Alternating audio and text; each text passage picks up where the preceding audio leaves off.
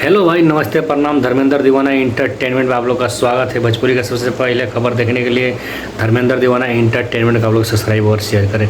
देखिए, power star Pawan Singh का ये सूर्यवंशम फिल्म है। भोजपुरी का कोई ऐसा फिल्म अभी तक कोरोना काल से 10 दिन 5 दिन के अंदर निकल जाता था, पर पावर स्टार पवन सिंह का यह फिल्म दूसरे हफ्ता में ही प्रवेश कर गया। दूसरे हफ्ता से तीसरे हफ्ता में प्रवेश कर गया। तीसरे से अब चौथा में भी प्रवेश करने वाला है। पावर स्टार पवन सिंह का फिल्म ये चल रहा है, ठीक है। तो आप लोग का ये सब दुलार प्यार है, ठीक है। आप लोग का दुलार प्यार से पावर स्टार पवन सिंह का फिल्म में तीसरे हफ्ता चौथे हफ्ता में सब में चलता रहेगा, उसमें कोई टेंशन नहीं है।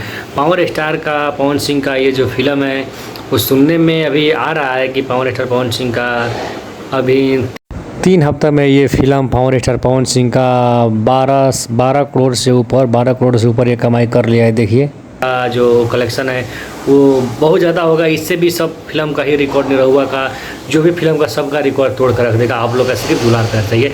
अपना छोटा भाई के चैनल को सब्सक्राइब और शेयर करिए। जय हो पावर स्टार।